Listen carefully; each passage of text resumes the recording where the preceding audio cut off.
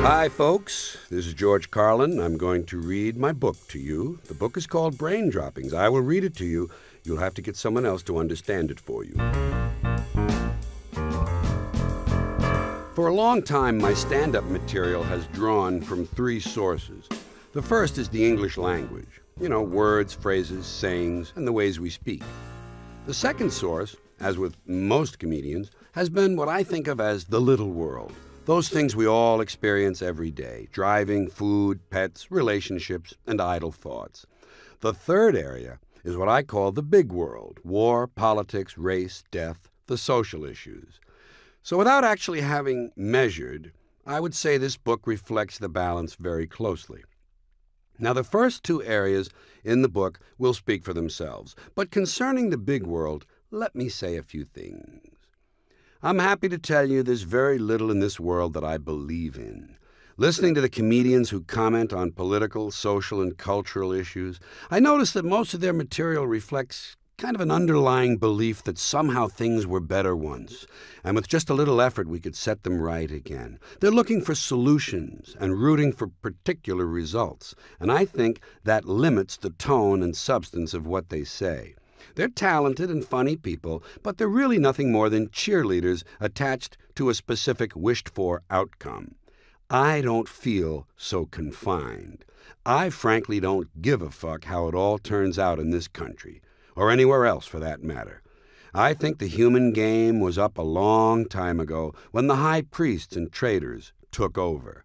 And now we're just playing out the string. And that is, of course, precisely what I find so amusing: the slow circling of the drain by a once promising species and the sappy, ever more desperate belief in this country that there is actually some sort of an American dream which has merely been misplaced. The decay and disintegration of this culture is astonishingly amusing if you're emotionally detached from it. And I've always viewed it from a safe distance, knowing I don't belong. Doesn't include me, it never has. No matter how you care to define it, I do not identify with the local group. Planet, species, race, nation, state, religion, party, union, club, association, neighborhood improvement committee. I have no interest in any of it. I love and treasure individuals as I meet them. I loathe and despise the groups they identify with and belong to.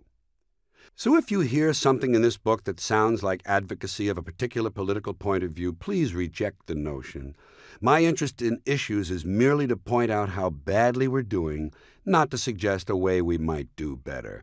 Don't confuse me with those who cling to hope. I enjoy describing how things are. I have no interest in how they ought to be. And I certainly have no interest in fixing them. I sincerely believe that if you think there's a solution, you're part of the problem. My motto: fuck hope. P.S. In case you're wondering, personally, I'm a joyful individual. I had a long, happy marriage and a close and loving family. My career has turned out better than I ever dreamed, and it continues to expand. I'm a personal optimist, but a skeptic about all else. What may sound to some like anger is really nothing more than sympathetic contempt. I view my species with a combination of wonder and pity, and I root for its destruction. And please don't confuse my point of view with cynicism. The real cynics are the ones who tell you everything's gonna be all right.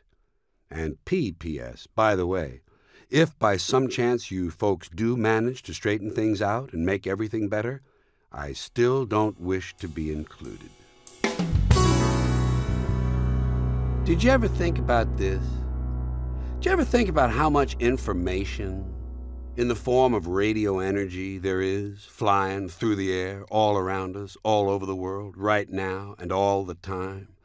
AM, FM, UHF, VHF, shortwave, television, CB, walkie-talkie, cell phones, cordless phones, telephone satellites, microwave relays, faxes, pagers, taxi calls, police, sheriff, hospitals, fire departments, telemetry, navigation, radar, the military, government, financial, legal, medical, the media, etc., etc., etc. Trillions and trillions and trillions and trillions of separate little bits of electronic information flying all around the world, through the air, at all times. Think of that. Think of how busy the air is. And then realize this. 100 years ago, there was none. None. Silence. Here are 7 things I'm tired of. I'm getting tired of guys who smoke pipes. When are they going to outlaw this shit? Guy with a fucking pipe. It's an arrogant thing to place a burning barrier between you and the rest of the world. It's supposed to imply thoughtfulness or intelligence. It's not intelligent to stand around with a controlled fire sticking out of your mouth. I say, hey, Professor, you want something hot to suck on? Call me. I'll give you something to put in your mouth. I think these pipe smokers ought to just move to the next level and go ahead and suck a dick. Nothing wrong with sucking dicks. Men do it, women do it. Can't be all bad if everybody's doing it. I say drop the pipe and go to the dick. That's my advice. I'm here to help. I'm also getting sick of car alarms. Not the screeching and beeping. That doesn't bother me. It's just the idea of a car alarm that I find offensive, especially the ones that talk to you. Move away. Move away. Oh, really? That's when I reach for my sharpest key, and I put a deep gouge in the paint job all the way around the car, 360 degrees. I might even make 2 trips around if I don't have a luncheon appointment that day. And then I walk away slowly, unconcerned about the screeching and beeping, because I know that no one takes car alarms seriously. Car alarms are a yuppie boomer conceit, and they're responsible for most of the carjacking that's going on.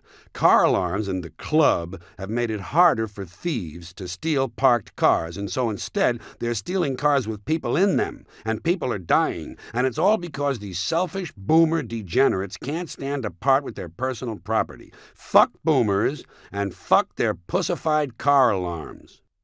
I'm also sick of having to look at bearded guys who don't know how to trim the lower edges of their beards, where they extend back toward the neck. They trim too far up toward the chin. Leaves a glaring, fleshy strip where there ought to be hair. Guys, you need to let the beard extend far enough back under your chin so it reaches the point where your neck begins. Then, from the fold or angle that forms between your jaw and neck, you shave downward. If you don't have that fold, if you have a fat, fleshy pouch under your jaw with no definition, you shouldn't be trimming your beard at all. You should let it grow long and bushy so that it covers that goofy-looking pouch.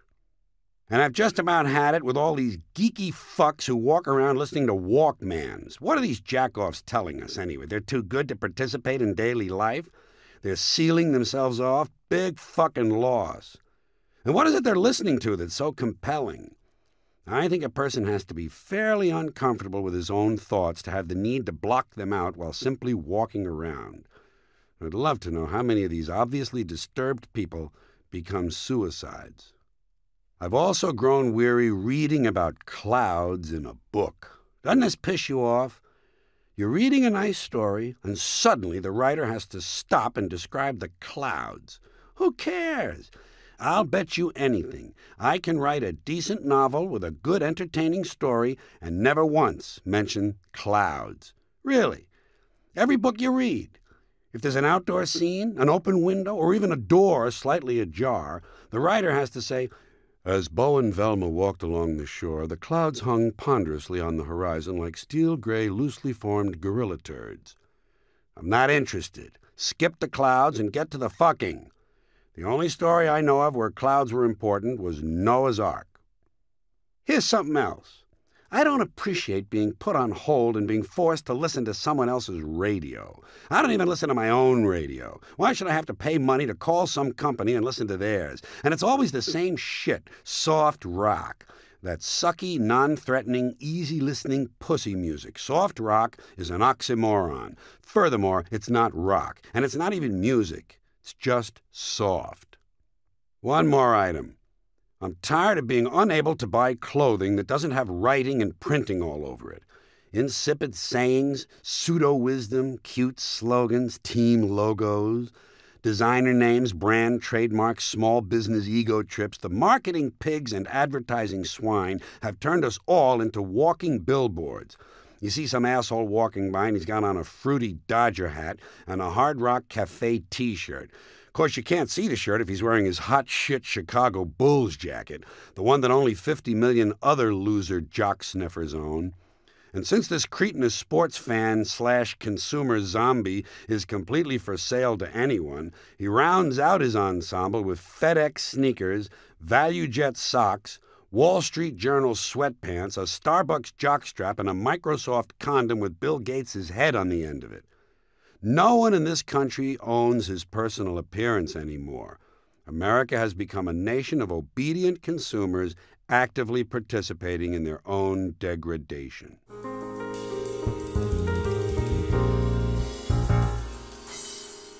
I have some questions about food terms. For instance, breadsticks.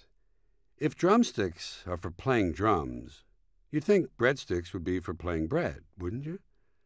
Would you like some breadsticks? No, thank you. I don't play bread. I play drums. Perhaps I'll have a drum roll. Shelled peanuts. Well, why don't shelled peanuts have shells? If you're clothed, you have clothes. So if you're shelled, you should have shells. You'd think they'd call peanuts without shells unshelled peanuts, wouldn't you? Same thing goes for pitted prunes. And boned chicken. I ask you, where are the bones? I can't find them. In my opinion, it ought to be called deboned chicken. And that brings me to semi-boneless ham. What's going on here? Does it only have half a bone? Or does semi-boneless ham mean that some complete object that is not entirely a bone has been removed from the ham? I don't know. Waffle iron.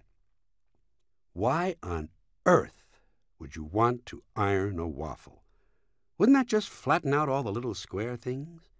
No. I believe waffles should be dry cleaned. Pancakes, of course, should always be ironed. I grew up in New York City, and I lived there till I was about 30. And at that time, I decided I'd had enough of life in a dynamic, sophisticated city, so I moved to Los Angeles. Actually, I moved there because of the time difference. I was behind in my work, and I wanted to pick up the extra 3 hours. Technically, for the last 30 years, I've been living in my own past. I knew I didn't want to move to the Midwest. I could never live in a place where the outstanding geographic feature is the horizon.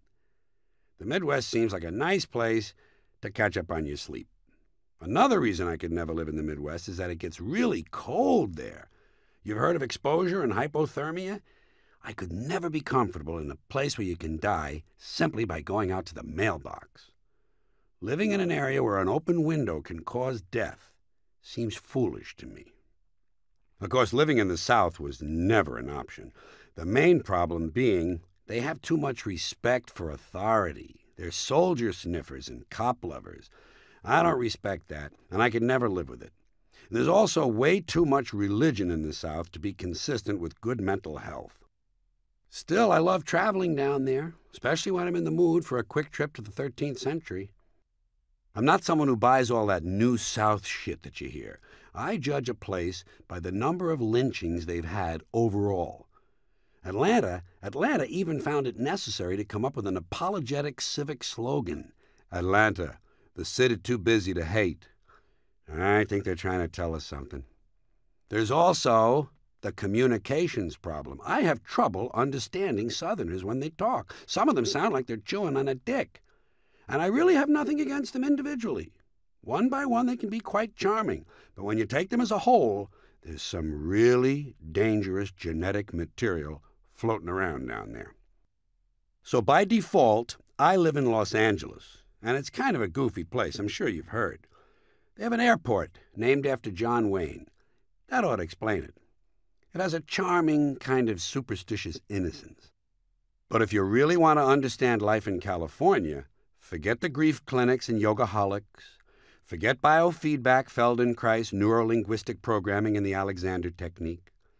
Disregard spirit guides, centering groups, dream workshops, bioenergetics, pyramid energy, and primal therapy.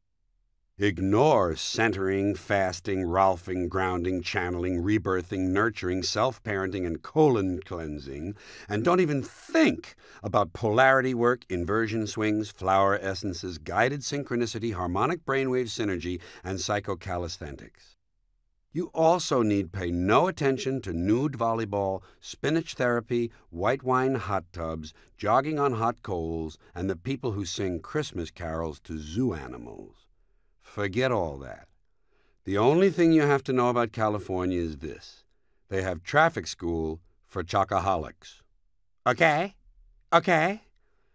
California is the only place where you might hear someone say, "Jason can't come to the phone, he's taking his wind lesson." The problem most New Yorkers have with Los Angeles is that it's fragmented and lacks a vital center. The people have no common experience. Instead, they exude a kind of a bemused detachment that renders them intensely uninteresting. The West Coast experience is soft and peripheral. New York is hard and concentrated. California is a small woman saying, "Fuck me." New York is a large man saying, "Fuck you." Still, I live in California, but I'm not laid back, and I'm certainly not mellow. I associate those qualities with the comatose. The solar system wasn't formed because matter was laid back. Life didn't arise from the oceans and humans descend from the trees because DNA was mellow. It happened because of something called energy. New York has energy, and all I can say is this: if you can't handle it, stay the fuck out. Living in New York is a character builder. You must know who you are, what you're doing, where you're going, and how to get there. No bullshit tolerated. New York people are tough and resilient. All the rest of you are varying degrees of soft. Most outsiders can't handle New York, so they wind up back in Big Loins, Arkansas, bad-mouthing the city for the rest of their lives. Actually, most of the people who run New York down have never been there. And if they ever went, we would destroy them in 9 minutes. People hate New York because that's where the action is, and they know it's passing them by. Most of the decisions that control people's lives are made in New York City, not in Washington, not on Pennsylvania Avenue, in New York City, Madison Avenue and Wall Street. People can't handle that, pisses them off. Fuck them. And I'm really glad the Yankees humiliated the Braves twice now in the World Series. I'm glad the gritty, tough, third-world, streetwise New York culture triumphed over the soft, suburban, wholesome, white Christian, tacky mall culture of Atlanta. Overgrown small towns like Atlanta have no business in the major leagues in the first place. So, concerning L.A. versus New York, I now have lived half of my life in each of America's two most hated, feared, and envied cities. And you want to know something? There's no comparison. New York even has a better class of assholes. Even the lames in New York have a certain appealing, dangerous quality. As an example of how hopeless California is, when I first got there, a long time back, 30 years, a policeman gave me a ticket for jaywalking. You have to understand the kind of people who live in California. They're willing to stand, passive and inert, on a curb when absolutely no traffic is coming, or maybe just a little traffic that you could easily dodge. They simply stand there obediently and wait for an electric light to give them permission to proceed. I couldn't believe this cop. I laughed at him. Ticket cost me about $20 in 1966. Since that time, I figure I've jaywalked an additional 1,000 times without being caught. Fuck that lame-ass cop. I've managed to prorate that ticket down to about 2 cents a jaywalk. One thing I do find appealing in California is the emphasis on driving. I like to drive. I'm skillful at it, and I do it aggressively. And I don't mean I scream at people or flash them the finger. I simply go about my passage, swiftly and silently, with a certain deliberate dark efficiency. In the land of the unassertive, the aggressive man is king.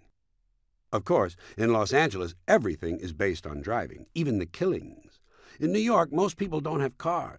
So if you want to kill a guy, you have to take the subway to his house. And sometimes on the way, the train is delayed and you get impatient. So you have to kill somebody on the subway. That's why there are so many subway murders in New York. No one has a car. Basically, if more people in New York had cars, the subways would be a lot safer. I hope you can tell. The apple, and it's not the big apple, by the way. The real term is apple. The apple is still number one in my heart. I'm so chauvinistic, I even root for New York to raise more money than Los Angeles on the arthritis telethon. And you know something? We usually do. California, bordering always on the Pacific and sometimes on the ridiculous. So why do I live here? Because the sun goes down a block from my house.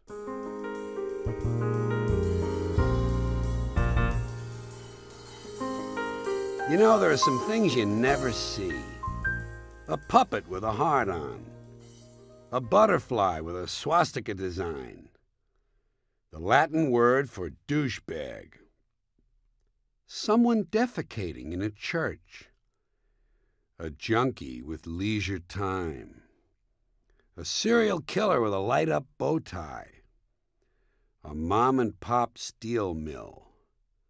A shot glass full of carrot juice. A bum with matching luggage. Really interesting twins. Condoms with pictures of the saints. 2 homosexuals who own a bait shop. A pimp with a low profit margin. Or a Rolls Royce that's more than 50% primer paint. Whatever happened to Eddie? Where'd he go? Seems like he was just here. Now where's Billy and Bobby and Jackie and John? Jimmy, Paul, Vinny, Tom and Charlie and Richie? Where did they go? And where the fuck did Cameron come from?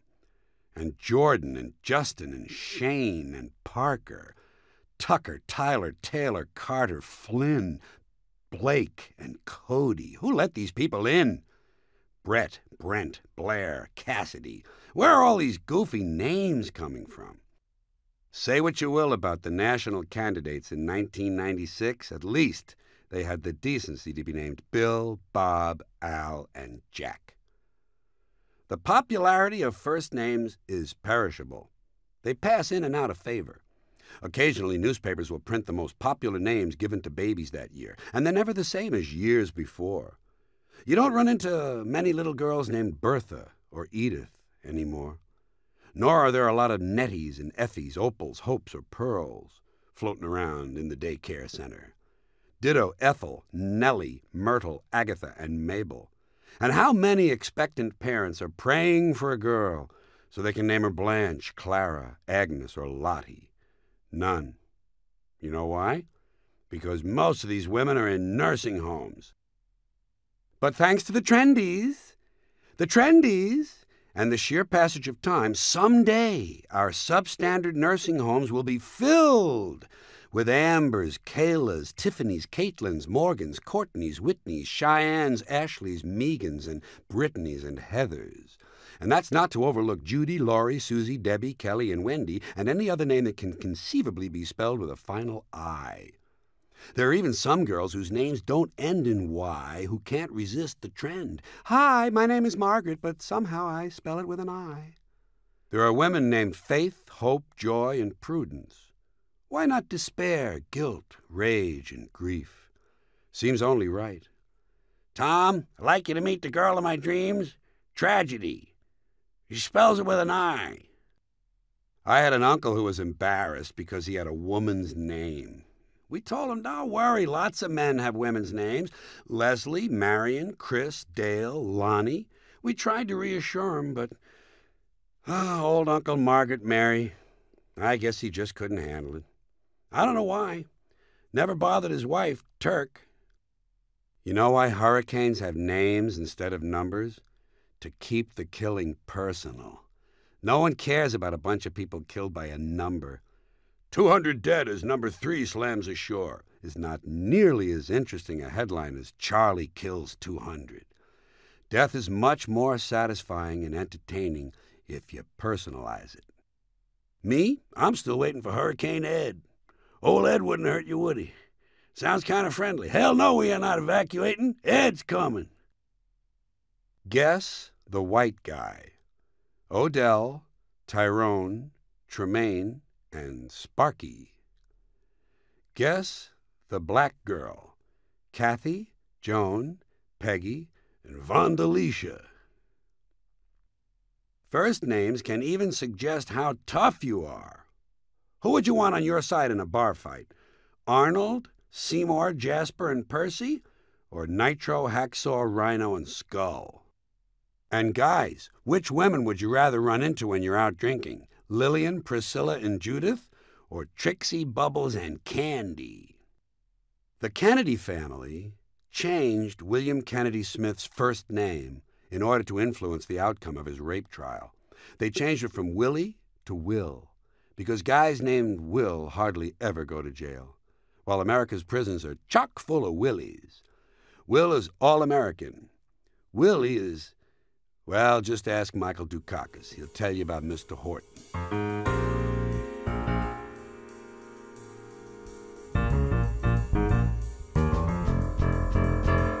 People's names can be interesting because sometimes they carry with them a little emotional baggage that comes with the name. For instance, think of the names of the founders of the great religions. Those founders' names still today ring with an air of mystery. Christ, Moses, Buddha, Muhammad. But the Mormons, Joseph Smith, not too impressive. Come on, we're going to Utah. Who said so? Joe Smith. Well, I gotta go take a shit. Drop me a postcard, let me know how you like it out there. Well, I was raised Catholic, and I'm still waiting for a new pope to choose the name Corky. Wouldn't that be fun? His Holiness Pope Corky the Ninth. I think you'd have to skip right to 9 to give him a little credibility, don't you? Somehow to me, Pope Corky the First doesn't command a great deal of authority. That's because some names are inappropriate in the wrong settings. You won't find many Schuyler Vanderpools blowing into a harmonica on death row. No one in need of brain surgery is breaking down the door to see Dr. Lucky Lipschitz. And I'm sure only the most devoted aficionado would pay money to see a ballet dancer named Bruno McNulty. On the other hand, you'll know that America has relaxed its hopelessly tight asshole if we ever elect a president named Booger. We get a president named Booger, Skeeter, T-Bone, Stump, or Downtown President Brown, you'll know that finally this country is relaxing and might be a comfortable place to live. In ancient times, the rulers had magnificent names. Alexander the Great. Alexander the Great. Suppose he had been a less imposing figure. Do you think they would have called him Alexander the Marginal? As it is, he had detractors, you know. People who called him Alexander the Scumbag. History has other impressive names from simpler times. Edward the Fair, Charles the Bold, Catherine the Great. These days they'd be Edward the abuse victim, Charles the underachiever, and Catherine the recovering codependent. And let's not forget the historical figures we never hear of. Tiberius the wanker and Lucretius the dog fucker. Some names are embarrassing. We had a guy in my neighborhood, Michael Hunt, who called himself Mickey because the only alternative was my cunt. And as Beretta used to say, that's the name of that tune.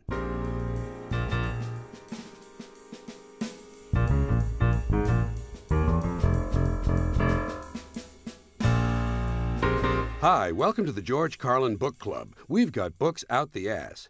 Call now. Call now. Here are some of the titles you'll receive. How to remove chewing gum from your bush. How to turn your front lawn into a cat house. How to remove an infected cyst from a loved one. How to make 2 small hats out of a brassiere. How to make a brassiere out of 2 small hats. How to have really nice lymph glands. How to act laid back during a grease fire. How to spot a creep from across the street. How to dance with a Swedish person. How to induce a clergyman to grab you by the nuts. How to milk a dog while it's sleeping. How to get through college without books. How to make a small salad out of your work pants. How to lure a weasel into a cardboard box. How to fillet a panda. How to get a tan with a blowtorch. How to make an oil lamp out of your genitals. How to style your hair with a bullwhip. How to convert an old leather chair into 12 pairs of shoes. How to achieve multiple orgasms with a pair of tweezers. How to kill a rat with a paperclip. How to lease out the space inside your nose. How to spot truly vicious people in church. How to become a total fucking greaseball.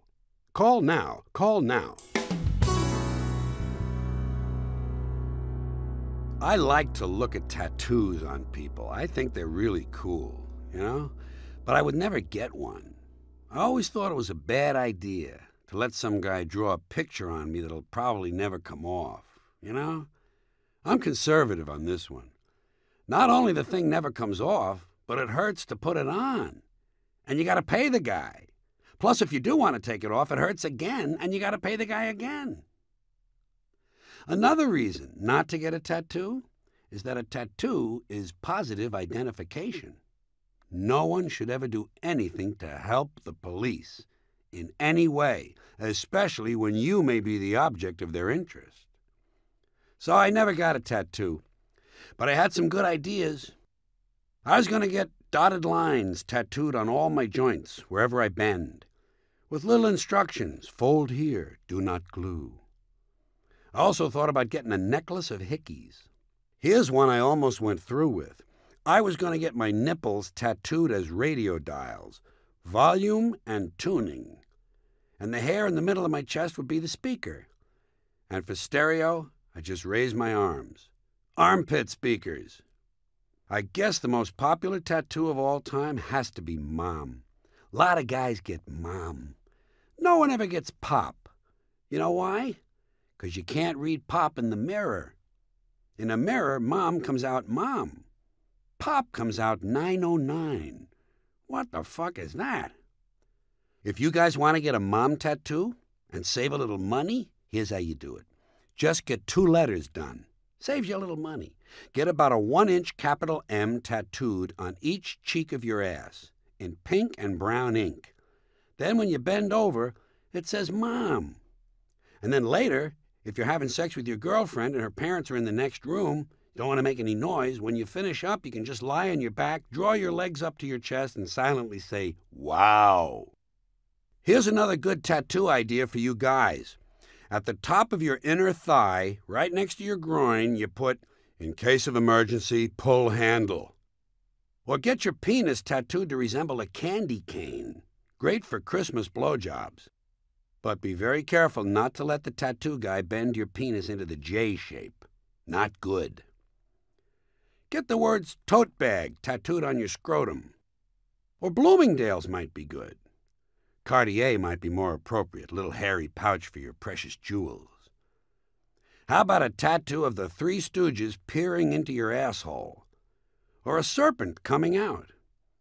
Or a nice tattoo of Madonna with her hand up your ass? Here's a good one for right next to your asshole. No gerbils. Or gerbils welcome.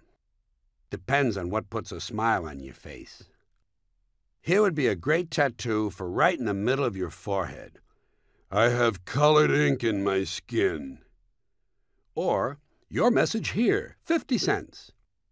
How about this, right in the middle of your forehead? Yeah, it's a tattoo, you miserable prick, right in the middle of my forehead. If you don't like it, suck my dick. This will keep you from having to deal with that bothersome job market. And here's a solution to an age-old tattoo problem. If your girlfriend's name, say Susie, is tattooed on your arm and you break up with her, don't have the tattoo removed. Just have the tattoo reworked so that it says, "Fuck Susie." By the way, you don't actually have to do all these things. They're just suggestions. Think them over first. Sit down, have 6 or 7 vodkas, and give them a few seconds' thought. Besides, you want to know something?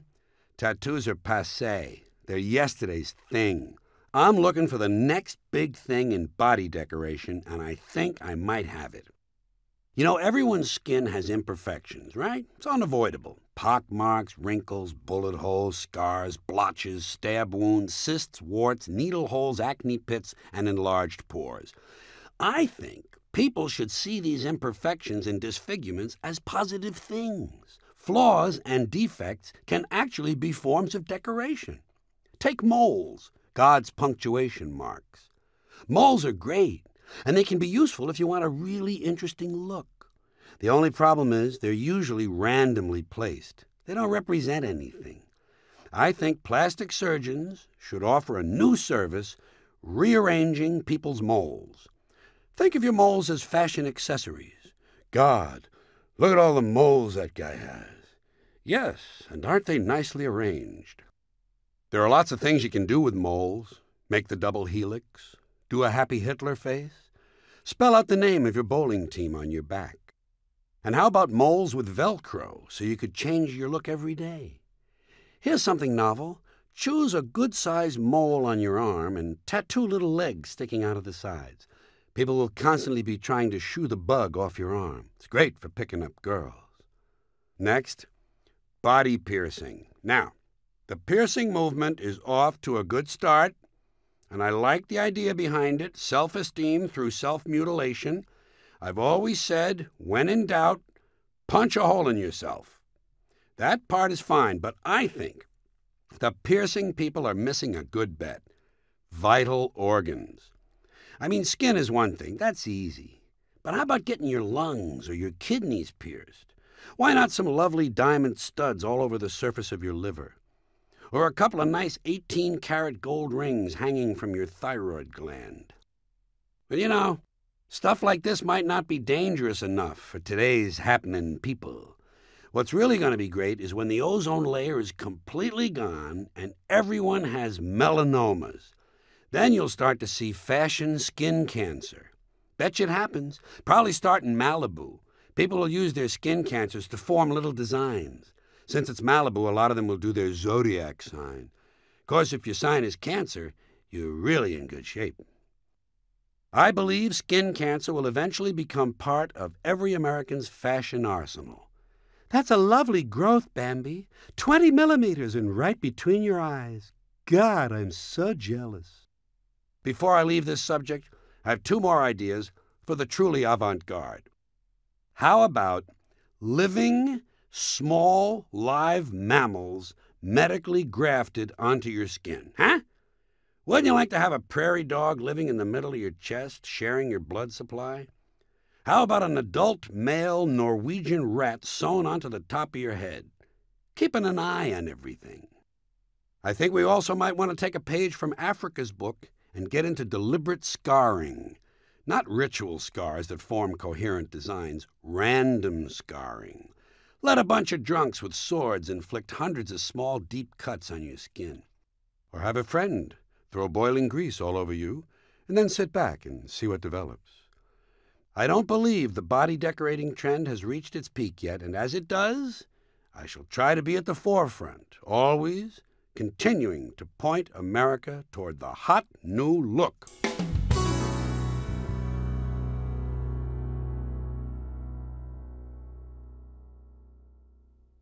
One morning recently, there was something I couldn't remember.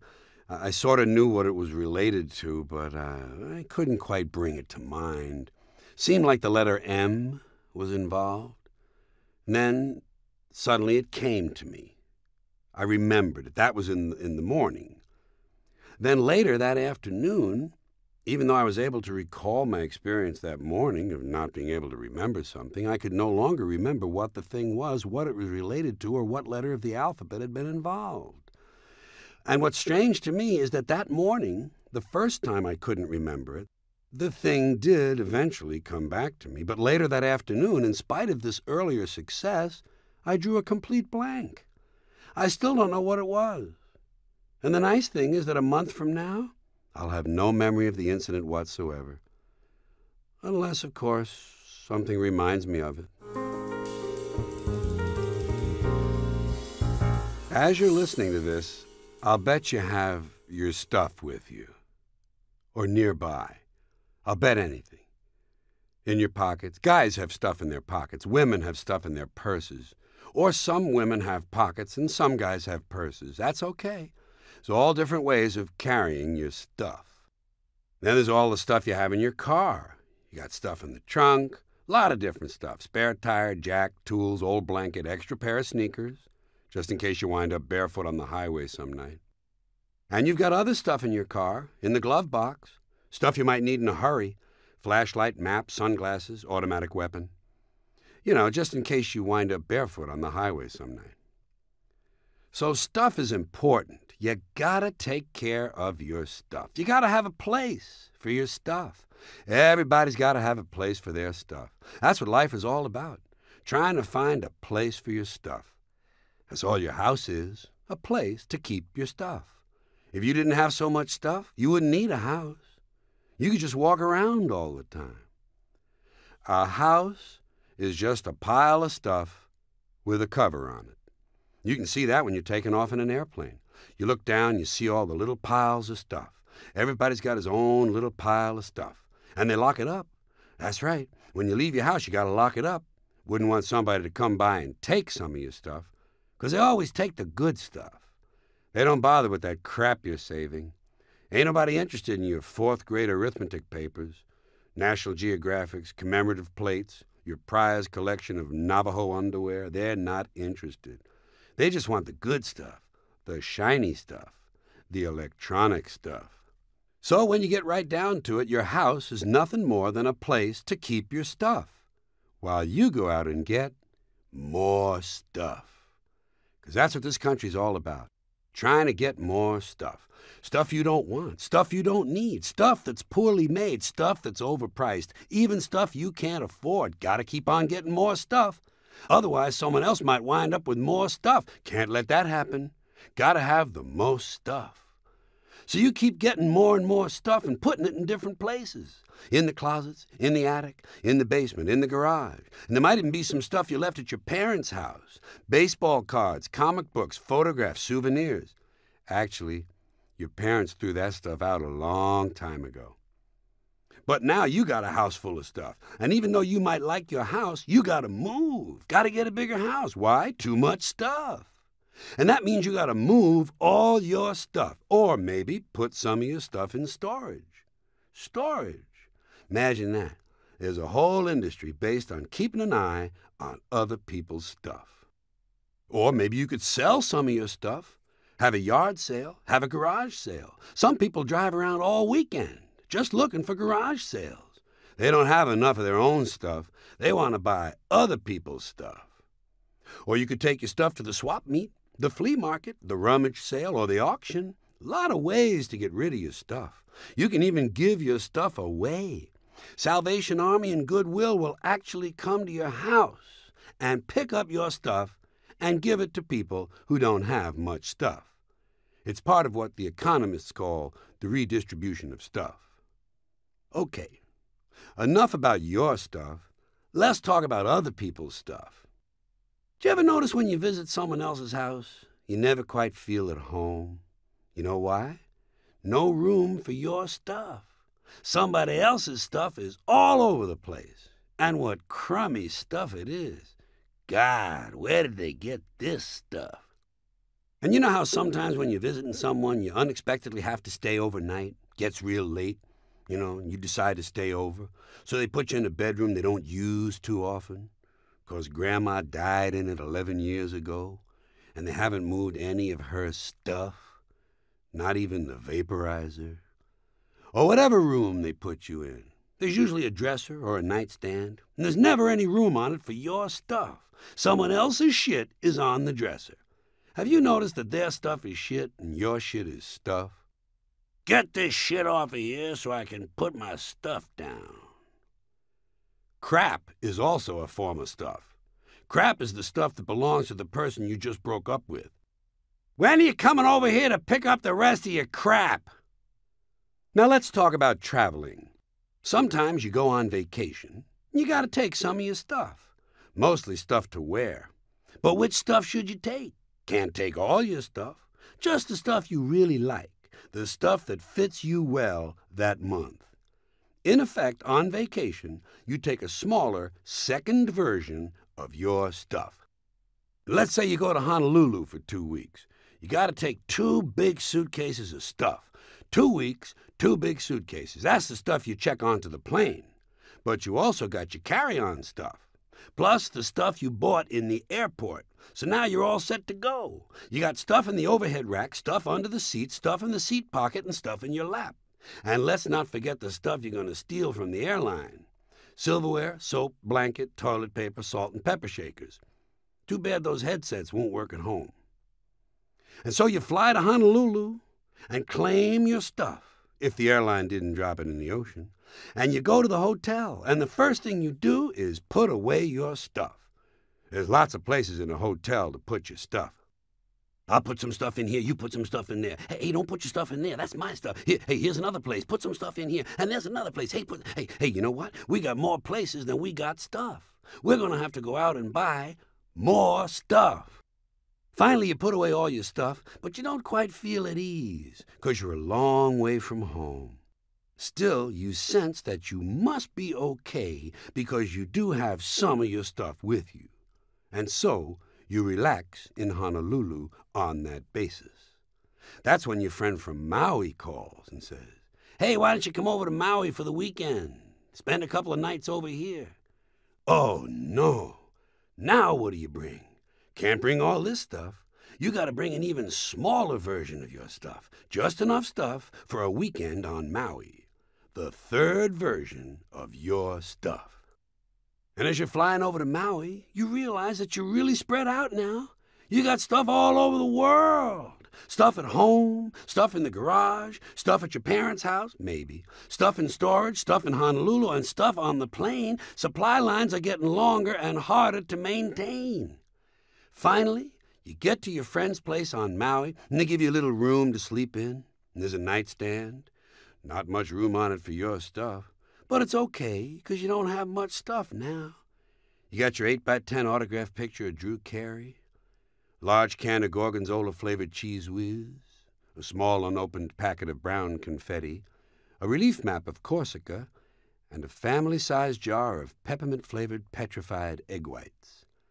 And you know that even though you're a long way from home, you must be okay, because you do have a good supply of peppermint-flavored petrified egg whites. And so you begin to relax in Maui on that basis. That's when your friend says, "Hey, I think tonight we'll go over the other side of the island to visit my sister. Maybe spend the night over there." Oh, no. Now what do you bring? Right. You got to bring an even smaller version, the fourth version of your stuff. Just the stuff you know you're going to need. Money, keys, comb, wallet, lighter, hanky, pen, cigarettes, contraceptives, Vaseline, whips, chains, whistles, dildos, and a book. Just the stuff you hope you're going to need. Actually, your friend's sister probably has her own dildos. And by the way, if you go to the beach while you're visiting the sister, you're going to have to bring, that's right, an even smaller version of your stuff. The fifth version. Cigarettes and wallet. That's it. You can always borrow someone's suntan lotion. And then suppose while you're there on the beach you decide to walk over to the refreshment stand to get a hot dog. That's right, my friend. Number 6. The most important version of your stuff. Your wallet. Your wallet contains the only stuff you really can't do without. Well, by the time you get home from Hawaii, you're probably fed up with all your stuff and all the problems it creates. And so about a week later, you clean out the closet, the attic, the basement, the garage, the storage locker, and all the other places you keep your stuff, and you get things down to manageable proportions. Just the right amount of stuff to lead a simple and uncomplicated life. And that's when the phone rings. It's a lawyer. Seems your aunt has died and left you all her stuff. Oh, no. Now what do? Right. You do the only thing you can do, the honorable thing. You tell the lawyer to stuff it.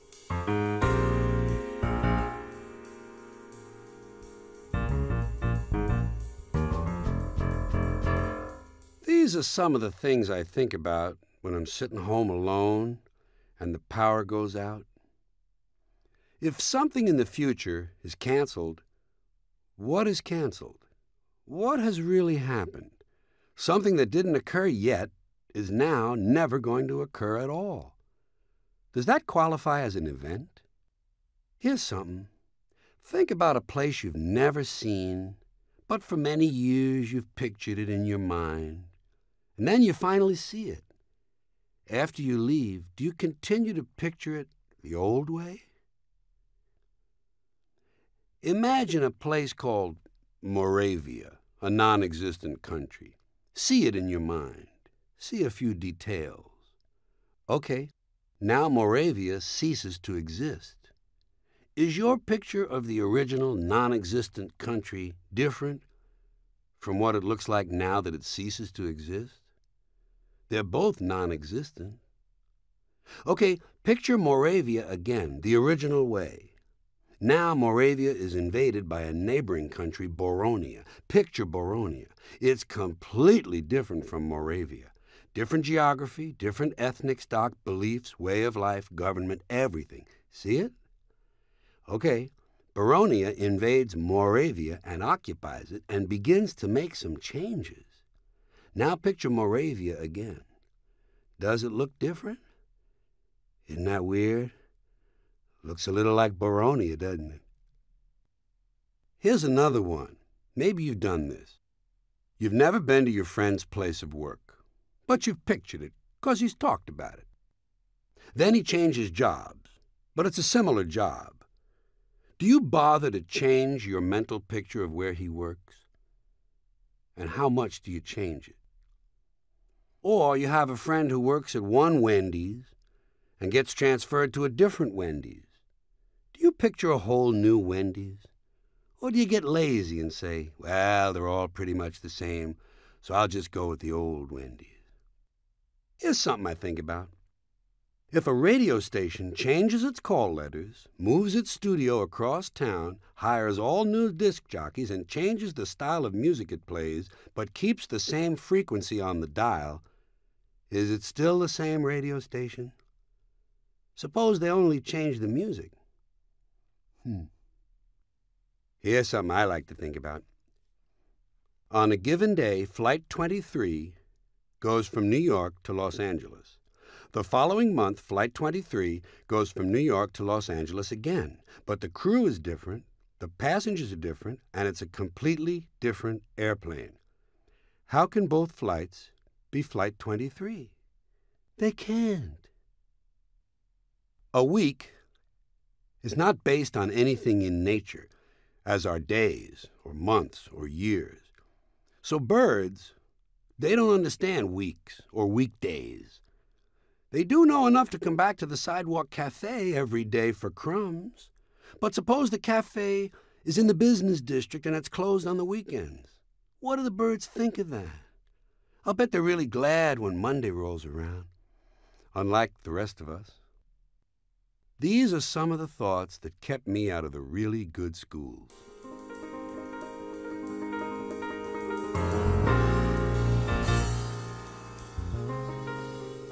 You know what we need?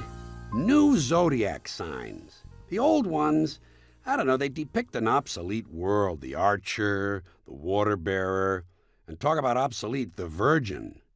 What we need are modern zodiac signs that represent today's reality. The serial rapist, the lone gunman, the suicide bomber, the paranoid schizophrenic, the transsexual crackhead, the money launderer, the disgruntled postal worker, the diseased homeless veteran, the South American drug lord, the third-generation welfare recipient, the human immunodeficiency virus, and the personal trainer. And in case you're one of those people who doesn't relate well to the real world, here's a nice, safe zodiac for you. The soccer mom, the sensitive male, the special needs child, the role model, the overachiever, the jogger, the little leaguer, the recycler, the anchor person, the codependent, the Domino's delivery boy, and the recovering shopaholic. Item: a man is seated in a football stadium with a small TV set tuned to the game.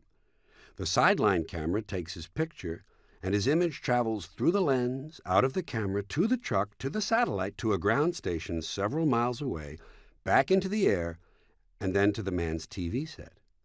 He sees himself on the screen.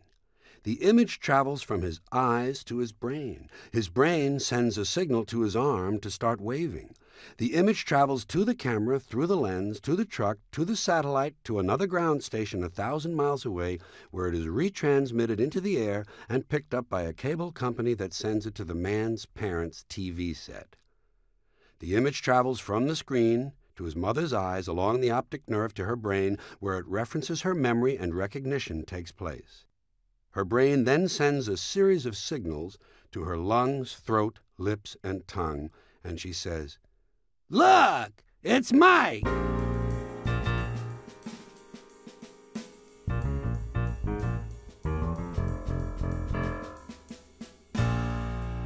Baseball is different from any other sport, and I mean really different. Just for starters, in an odd way, baseball is the only sport you cannot watch in a mirror sensibly. All the other sports are symmetrical. Basketball, football, hockey, you can watch them in the mirror. The numbers are backwards, but the games make sense. Baseball, not symmetrical. Guy hits the ball, he runs to third base. It's counterintuitive, spoils the game. And a home run trot is really interesting. Guy hits the ball, trots slowly around the bases in the wrong direction, and nobody gives a shit. Everybody cheers. But let's get more basic. Baseball is different from other sports in a number of other ways. First of all, in most sports, you score points or goals. Baseball, you score runs. In most sports, the ball or object is put in play by the offensive team. In baseball, the defense puts the ball in play, and only the defense is allowed to touch the ball. In fact, in baseball, if an offensive player touches the ball intentionally, he's out. Sometimes unintentionally, he's out. In most sports played with a ball, you score with the ball, and without the ball, you cannot score. In baseball, you score without the ball, and only the ball can prevent you from scoring. In most sports, the team is run by a coach. In baseball, the team is run by a manager, and only in baseball does the manager or coach wear the same clothing the players do. If you'd ever seen John Madden in his Oakland Raiders football uniform, you would know the reason for this custom. Now, I've mentioned football as well. Baseball and football are the two most popular spectator team sports in this country. And as such, wouldn't you think that maybe they might tell us a little about ourselves, about our qualities, our values, and perhaps how we have changed over the last 150 years? For those reasons, I enjoy comparing baseball and football. Baseball is a 19th century pastoral game. Football is a 20th century technological struggle. Baseball is played on a diamond, in a park, the baseball park. Football is played on a gridiron in a stadium, sometimes called Soldier Field or War Memorial Stadium. Baseball begins in the spring, the season of new life. Football begins in the fall when everything is dying. In football, you wear a helmet. In baseball, you wear a cap. Football is concerned with downs. What down is it? How many downs do we have left? Baseball is concerned with ups. Who's up? Are you up? I'm not up. He's up. In football, you receive a penalty. In baseball, you make an error. Whoops! In football, the specialist comes in to kick something. In baseball, the specialist comes in to relieve somebody. Football has hitting, clipping, spearing, piling on, personal fouls, late hitting, and unnecessary roughness. Baseball has the sacrifice. Football is played in any kind of weather. Rain, snow, sleet, hail, fog, can't see the game, don't know if there is a game going on, mud on the field, can't read the uniforms, can't read the yard markers, the struggle will continue. In baseball, if it rains, we don't go out to play. I can't go out. It's raining out. Baseball has the 7th inning stretch. Football has the 2-minute warning. Baseball has no time limit. We don't know when it's going to end. We might have extra innings. Football is rigidly timed and it will end even if we have to go to sudden death. In baseball, during the game, in the stands, there's kind of a picnic feeling. Emotions may run high or low, but there's not that much unpleasantness. In football, during the game, in the stands, you can be sure that at least 27 times you are perfectly capable of taking the life of a fellow human being. Preferably a stranger. And finally, the objectives of the two games are completely different. In football, the object is, for the quarterback, otherwise known as the field general, to be on target with his aerial assault, riddling the defense by hitting his receivers with deadly accuracy in spite of the blitz, even if he has to use the shotgun. With short bullet passes and long bombs, he marches his troops into enemy territory, balancing this aerial assault with a sustained ground attack that punches holes in the forward wall of the enemy's defensive line. In baseball, the object is to go home and to be safe. I hope I'll be safe at home. I don't give a hoot. Not since 1959. That was the last one I gave. Well, I might have given a hoot in 1967. Just one, as a favor to a friend. But that was it. I'm not sure I even have any left. Frankly, I'd be afraid to look. I think I'm all out of hoots. If you want one, you're going to have to find it on your own. Maybe you could rent a hoot or steal one. I'll bet by now there's a black market in hoots, hot hoots. By the way, in addition to those who don't give a hoot, there are many others who will not take a hoot. Too proud. These are the same people who will not take any guff, but they might give you some lip. Athletes like that physical shit, you know? When they're pleased with each other, they bump chests and butt heads and bang forearms. Why don't they just punch each other in the fucking teeth? Wouldn't that be great? Teammates, I mean. After a touchdown pass, why doesn't the guy who caught the ball just go over and kick the quarterback right in the nuts? Same with the slam dunk in basketball. The guy who scores ought to grab a chair and beat the living shit out of the guy who fed him the ball for about 45 minutes. If this type of celebration were more common, the post-game show from the winner's locker room would be a lot livelier. And I also think there should be at least one sport where the object is to kill someone. A team sport. Death ball. Let's face it, athletes are mostly physical freaks with serious personality defects where competition is concerned, and they just love someone to motivate them. Well, what greater motivation can there be than trying to avoid being killed? It's a fucking natural.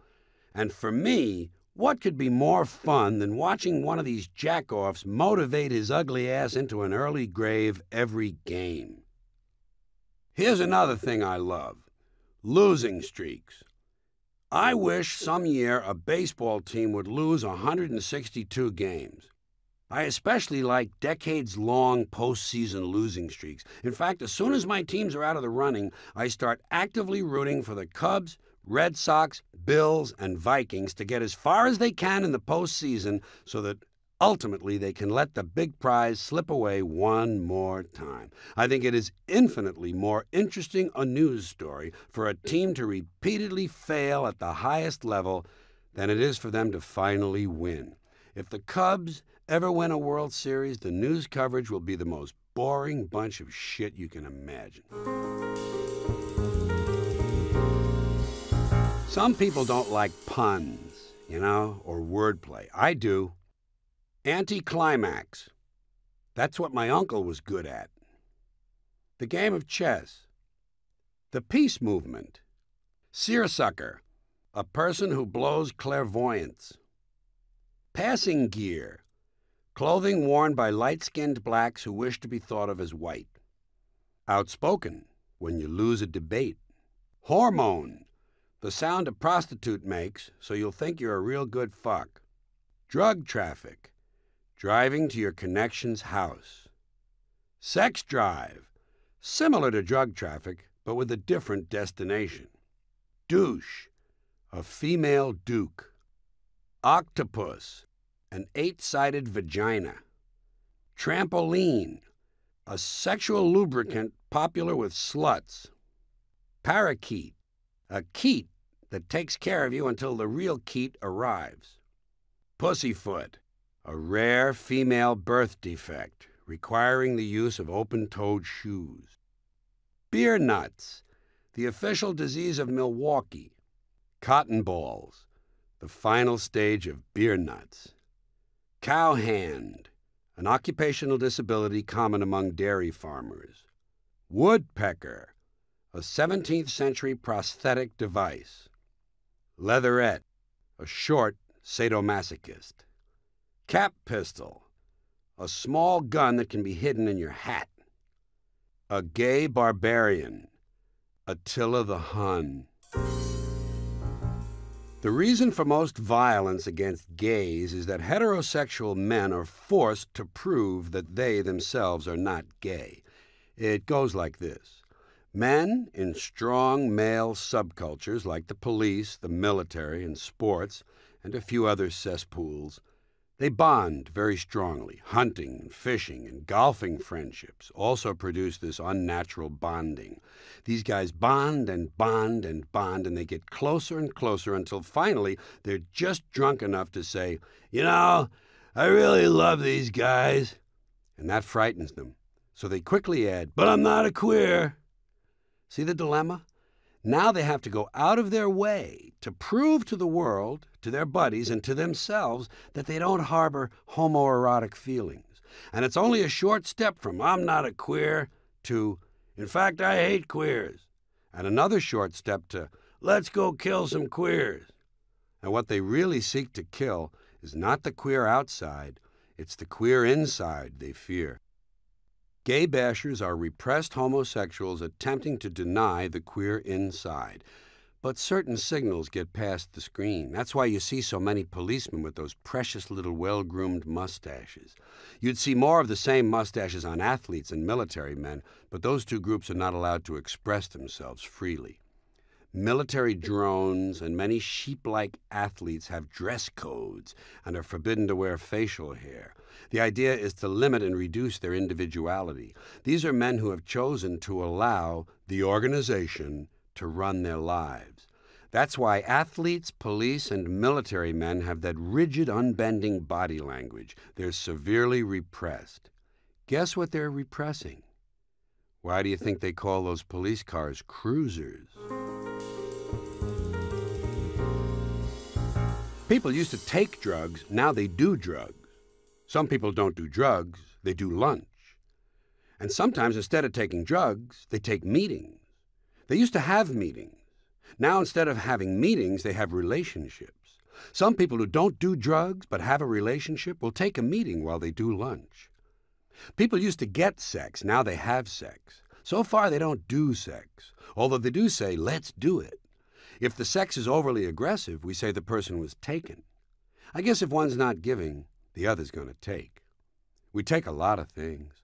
We take a lot of good things. We take time, we take heart, we take solace, medicine, advice. We take a job, take a break, take a vacation, a leave, a nap, a rest, a seat. We take a meal. We take until we can't take any more.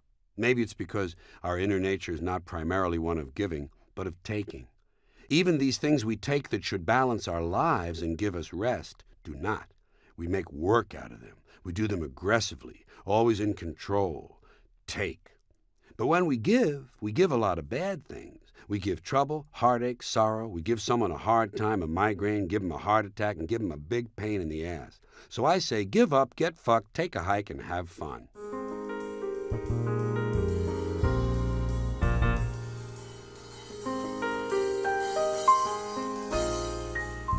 What's all this stuff about motivation? I say if you need motivation, you probably need more than motivation. You probably need chemical intervention or brain surgery. Actually, if you ask me, this country could do with a little less motivation. The people who are causing all the trouble seem highly motivated to me. Serial killers, stock swindlers, drug dealers, Christian Republicans. I'm not sure motivation is always a good thing. You show me a lazy prick who's lying in bed all day watching TV and only occasionally getting up to piss, and I'll show you a guy who's not causing any trouble.